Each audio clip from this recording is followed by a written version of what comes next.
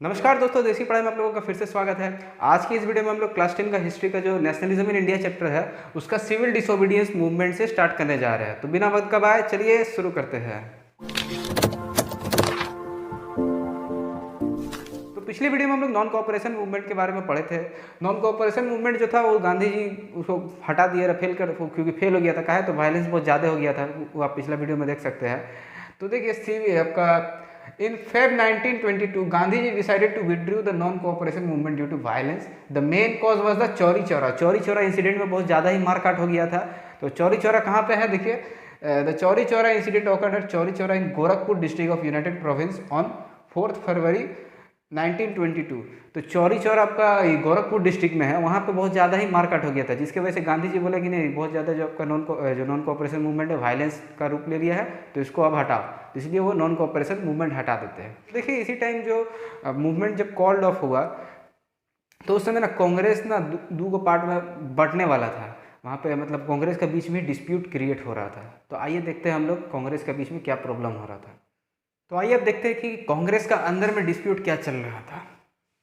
Some leaders within Congress were tired of mass struggle. देखिए जो बार बार इतना आंदोलन हो रहा था, नॉन कोऑपरेशन मूवमेंट, फिर सत्याग्रह, इतना जो आंदोलन लगातार होते जा रहा था देश में, उससे बहुत सारे लीडर्स ना थक गया था कि कितना आंदोलन करेंगे, इससे आंदोलन करने का मैंने उपाय तो सही नहीं है, इससे नहीं होगा कुछ। They wanted to participate in the election to the Provisional Council set up by the Government of India Act 1919। Government of India Act 1919 Britishers लोग पास किया था कि उसमें इंडियंस लोग भी इलेक्शन लड़ सकता है, इंडियंस लोग भी काउंसिल ऑफ मिनिस्टर्स में का हिस्सा वो लोग ले सकता है और अपना ओपिनियन रख सकता है। तो बहुत लीडर बोला कि चलिए हम लोग भी इलेक्शन लड़ते हैं और पार्ट लेंगे इलेक्शन में, तो अपना हम लोग डोमिनेंस क्रिएट करेगा, उसी से हराएंगे अंग्रेज लोग को, वो लोग का बात को काटेंगे हम लोग। CR Das and Motilal Nehru form the Swaraj party with in the Congress. तो कांग्रेस के अंदर में वो लोग एक स्वराज पार्टी बनाया, जो लोग चाहता था इलेक्शन लड़ना, स्वराज पार्टी बना के वो लोग गया इलेक्शन लड़ने। कौन कौन लीडर्स था उसमें? CR दास और मोतीलाल नेहरू। लेकिन सबका ऐसा ओपिनियन नहीं था। Leaders like Jawaharlal Nehru and Subhash Chandra Bose argued for more strong mass aggregation and for full independence. Subhash Chandra Bose और आपका जवाहरलाल नेहरू उन लोग को इच्छा था कि हम लोग का भारत जो है वो पूरा तरीका से आज़ाद हो। हम लोग अंग्रेज का कोई माने वो लोग पत्ता ही देना नहीं चाहता था वो लोग। तो उसके बाद देखिए क्या हुआ, उसके बाद ना हमारा इकोनॉमिक डिप्रेशन भी चल रहा था उस समय 1920 के समय में। मैंने सामान सबका दाम पूरा इंटरनेशनल मार्केट में गिर गया। इंडिया से बहुत ज़्यादा एग्रीकल्चर एक्सपोर्ट होता था, तो उस समय सब यहाँ का अब एक्सपोर्ट का वैल्यू ही गिर गया। अब जहाँ उसका 100 रुपया इनकम हो रहा था मान के चलिए, तो वहाँ 80 रुपया 60 रुपया ऐसे इनकम हो रहा था। तो उससे भी तो बहुत मैंने आदमी लोग यहाँ का भी परेशान हो गया था। जो बड़ा बड़ा लोग मैंने जमींदार लोग था, पीजेंट्स लोग था, मर्चेंट, ये लोग परेशान हो गया कि लोग का दाम ही नहीं मिल रहा है। अधर अंग्रेज लोग को बोल रहा था कि बाबू टैक्स दो हमको। तो उसी समय ना इंग्लैंड से साइमन जी आने वाला था। अब साइमन जी कौन था ये देखते हैं। तो जैसे कि हम लोग पिछले वीडियो में भी डिस्कस किए थे कि ईस्ट इंडिया कंपनी का जो कंट्रोल हमारा इंडिया के ऊपर चल रहा था उसको हटा दिया गया था। जब आपका जलियनवाला बाग इंसिडेंट हुआ था उसके बाद से ईस्ट इंडिया का कंट्रोल एकदम कट गया था और डायरेक्ट वहाँ से क्वीन विक्टोरिया जो थी ना, उन्हीं का रूल चल रहा था इंडिया के ऊपर। तो वही ना वो साइमन को भेजती है कि जाओ बाबू तुम देख करके आओ, अपना कमीशन लेकर के जाओ, अपना ग्रुप लेकर के, और देख के आओ इंडिया में कैसा कॉन्स्टिट्यूशन गवर्नमेंट जो सरकार कैसा ठीक से काम कर रहा है कि नहीं चल रहा है। तो जब आया तो देखिए क्या हुआ, formation of the Simon commission. Leader कौन था साइमन कमीशन का? John Simon. मेन ऑब्जेक्टिव उसका मेन यहाँ पे काम क्या था, वो किस लिए आ रहा था? थोड़ी उसका कोई भेंट किसी से करने थोड़ी आ रहा था, उसको कोई काम से आ रहा था। वही जो क्वीन विक्टोरिया उसको देखने बोली थी। To review the functioning of the constitutional system in India and suggest changes in the system. India का जो कॉन्स्टिट्यूशनल सिस्टम जो क्वीन विक्टोरिया यहाँ पे लागू करवाई थी उसको रिव्यू करने आया था, और अगर कुछ चेंज का दरकार है तो वो भी देखने आया था। तो एक तरीका से वो ठीक उस समय का कंडीशन का हिसाब से एक तरीका से वो पॉजिटिव चीज़ था। लेकिन उसमें नेगेटिव क्या था जिसका वजह से हम लोगों का यहाँ जो नेशनल लीडर्स जो हम लोगों का उसका अगेंस्ट आवाज़ उठाया।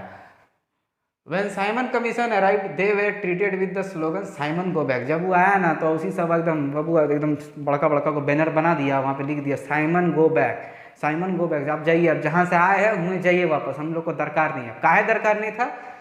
All parties including the Congress participated in the demonstration.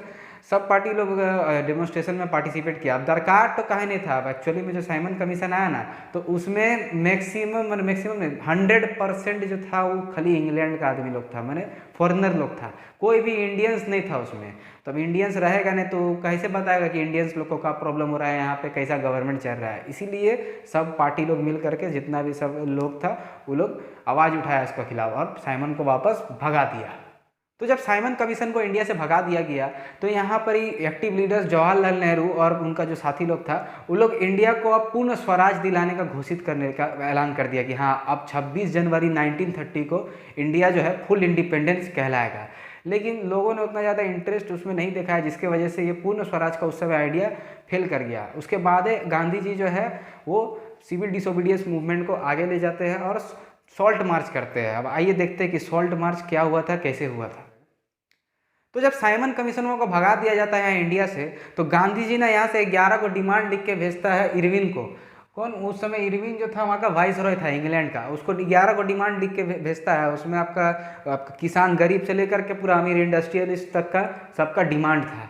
तो बोला था कि आप ये डिमांड तो मेरा 11 को डिमांड पूरा करिए, नहीं तो हम यहाँ इंडिया में सिविल डिसोबीडियंस मूवमेंट चालू कर देंगे।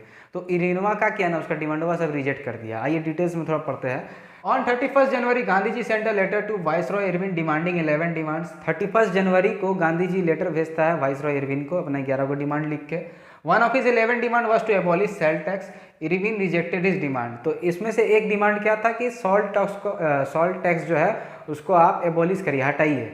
सोचिए अंग्रेज कितना मतलब पैसा का भूखा था, जो लोग नमक पे भी टैक्स लगा के रखा था। और नमक एक तो ऐसा चीज़ है, देखिए आपका भी घर में नमक यूज़ होता होगा, सबका घर में नमक यूज़ होता है, मैंने गरीब से लेकर के अमीर तक नमक यूज़ करता है, उस पर भी वो लोग टैक्स लगा दिया था। तो गांधी जी लिख के भेजा कि इसको भी आप हटाइए। तो इरविन क्या करता है, सारे डिमांड उसका रिजेक्ट कर देता है। तो बस डिमांड रिजेक्ट किया तो गांधी जी यहाँ पे बोल के रखा था कि अगर आप मेरा डिमांड पूरा नहीं करते हैं तो हम सिविल डिसोबीडियंस मूवमेंट चालू कर देंगे। On 12 March 1930, along with 78 followers, Gandhiji started Salt March from Sabarmati Ashram to Dandi। 12 मार्च 1930 को गांधी जी जो है सॉल्ट लॉ को तोड़ने के लिए निकल गए। कहाँ से निकले, अपना आश्रम से। फ्रॉम साबरमती आश्रम टू डांडी, डांडी गुजरात का कोस्ट में पड़ता है, वहाँ तक वो पैदल चल के गए। और उनको जाने में सोचिए मार्च में निकले 12 मार्च और पहुँचे 6 अप्रैल को, उतना दिन लग गया, पैदल गए। और जहाँ जहाँ रुकते थे ना वहाँ वो जा करके अपना स्पीच देते थे कि कैसे वो पब्लिक को इकट्ठा करते थे, स्पीच देते थे कि कैसे आप लोग अंग्रेज़ के खिलाफ हम लोग आवाज़ उठाएंगे। And broke the salt law by boiling sea water and manufacturing salt. और जब दांडी पहुंचते हैं तो वहाँ पे सी वाटर को बॉईल करके सॉल्ट लॉ तोड़ देते हैं। अब यहाँ से चालू होता है सिविल डिसोबीडियंस मूवमेंट का। This remark the beginning of the civil disobedience movement. यहाँ से सिविल डिसोबीडियंस मूवमेंट चालू होता है। लोग जो है नॉन कोऑपरेट तो करना ही, मैंने वो लोग को कोऑपरेट तो ब्रिटिश से करना दूर, अब वो लोग जो ब्रिटिश का लॉ भी था सारा लॉ को तोड़ना चालू कर दिया। अब देखिए यहाँ सिविल डिसोबीडियंस मूवमेंट में क्या क्या हुआ उसको डिटेल्स में पढ़ते हैं।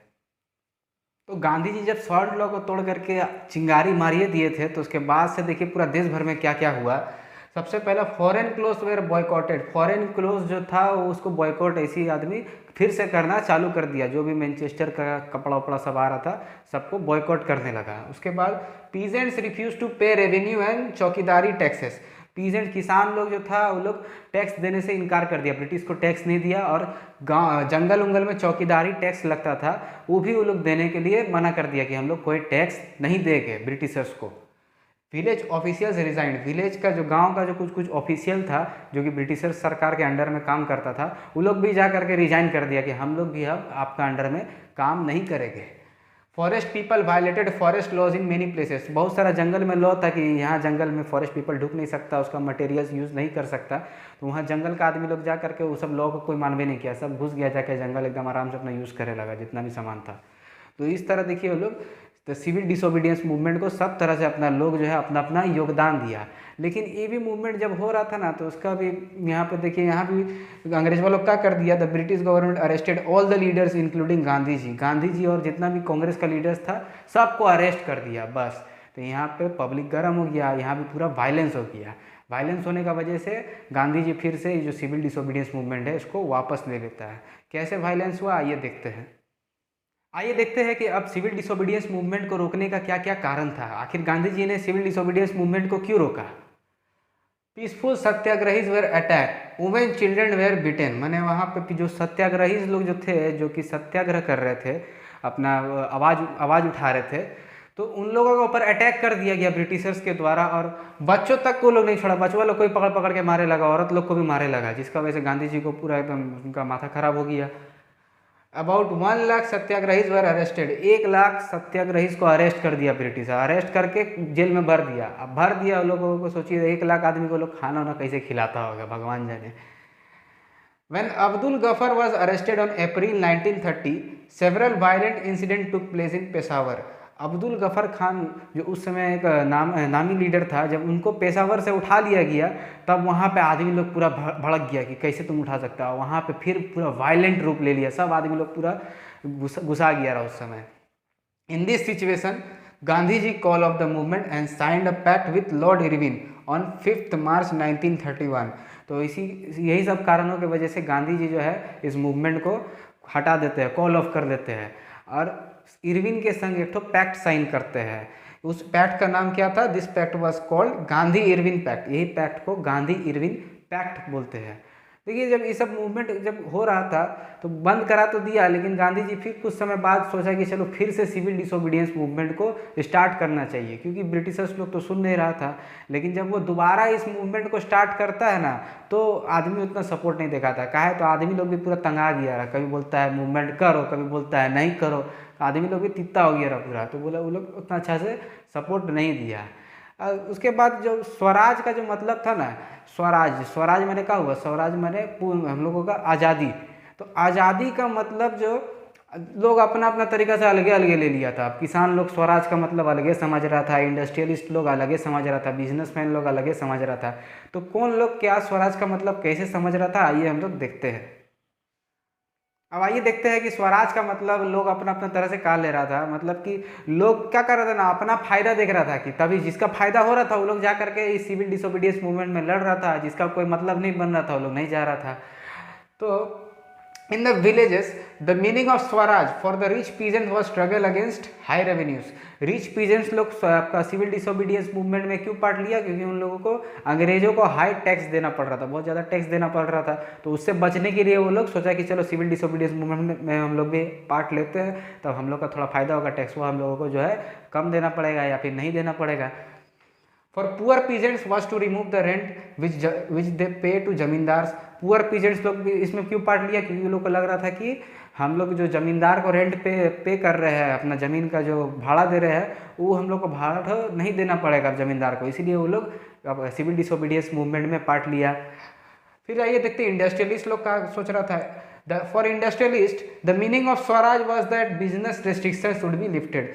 इंडस्ट्रियलिस्ट जो बड़ा बड़ा इंडस्ट्रियलिस्ट लोग था, जैसे बिरला उरला, तो उन लोगों को क्या लग रहा था कि हम लोग चलो सिविल डिसोबीडियंस मूवमेंट में पार्ट लेते हैं, ताकि जो बिजनेस रेस्ट्रिक्शन उनका ऊपर लगा हुआ था कि उन लोग कुछ अमाउंट तक ही ट्रेड कर सकते थे, वो रेस्ट्रिक्शन को थोड़ा बढ़ाया जाएगा, यानी वो रिस्ट्रिक्शन को थोड़ा ऊपर लिया जाएगा, यानी उन लोगों को थोड़ा सा और मार्केट फैलाने का मौका मिलेगा, इसलिए वो लोग पार्ट लिया। फिर देखिए, the industrial workers didn't participate in the movement. Industrial workers को अपना इसमें फायदा नहीं दिख रहा था, क्योंकि उन लोग के बारे में कुछ डिस्कशन नहीं हुआ, तो इसीलिए वो लोग का कि लोग पार्टे नहीं लिया उसमें सिविल डिसोबीडियंस मूवमेंट में। फिर देखिए, a large number of womens participated in this movement. इसमें एक तो बेनिफिट हुआ कि जो पहला ऐसा आंदोलन हुआ जिसमें औरत लोग बढ़ करके आई।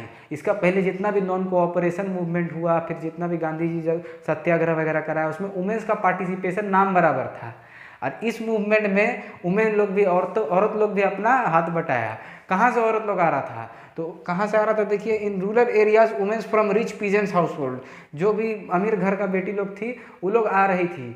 और from the urban areas womens from high caste families, और अर्बन एरियाज में हाई कास्ट फैमिलीज लोग, वो उसका जो औरत लोग थी वो लोग आ रही थी। तो लेकिन देखिए, यहाँ जो लोअर कास्ट था उसके बारे में चर्चा नहीं किया गया, लोअर कास्ट के बारे में चर्चा नहीं किया। और देखिए, यहाँ पे जो मुस्लिम्स भाई लोग थे हमारा, उनका बारे में भी कोई चर्चा नहीं है, यानी कि सिविल डिसोबीडियंस मूवमेंट में भी कुछ कुछ कमी रह गया था। तो इस वीडियो में फिलहाल इतना ही रहने देते हैं। आशा करता हूँ कि वीडियो आपको पसंद आई होगी। अगर पसंद आई तो लाइक कर दीजिएगा, चैनल पर नहीं तो सब्सक्राइब कर दीजिएगा। और आने वाले वीडियो में हम लोग जो सिविल डिसोबीडियंस मूवमेंट का लिमिट्स बच गया था, जो मुस्लिम्स लोग का पार्टिसिपेट नहीं हुआ, औरत लोग जो था आपका लोअर क्लास से पार्टिसिपेशन बहुत कम था, वो सब को डिस्कस करेंगे और चैप्टर जल्दी एकदम ख़त्म करेंगे। उसके बाद भी शायद एक और टॉपिक है ना, हाँ, वो जो आपका शायद वो बंकिम चंद्र चट्टोपाध्याय सब पेंटिंग्स वगैरह वाला टॉपिक है, तो वो सब भी हम लोग, हाँ भारत माता का उसमें फोटो रहा, तो वो सब को भी डिस्कस करके चैप्टर एकदम अच्छा से ख़त्म करेंगे। तो देखिए आप लोग क्या करिएगा ना, जैसे ही वीडियो आप लोग देखिएगा, 3 पार्ट में शायद वीडियो है, तो तीनों पार्ट को देखने के बाद ना आप लोग एनसीईआरटी रीड करिए। एनसीईआरटी जितना रीड करिएगा ना तो उतना कंसेप्ट क्लैरिटी आएगा, क्योंकि देखिए एक बार जो टर्म टू एग्जाम है ना आप लोग का, वो उसमें सिर्फ एक ही चैप्टर आ रहा है ना, इंडिया नेशनलिज्म इन इंडिया। तो इसमें आपका पूरा एकदम अंदर अंदर से क्वेश्चन देने का ज़्यादा चांस है, काहे कि एक चैप्टर है, तो अंदर अंदर से क्वेश्चन देने के लिए आपको एनसीईआरटी को अच्छा से रीड करना होगा। रेफरेंस भी आप रीड कर सकते हैं, लेकिन रेफरेंस रीड करिएगा तो आपको ज़्यादा पढ़ना पड़ेगा। अगर शॉर्ट में पढ़ना है आपको तो एनसीईआरटी को एकदम 3 बार 4 बार वही किताब पढ़िए, आपका ज़्यादा फायदा होगा।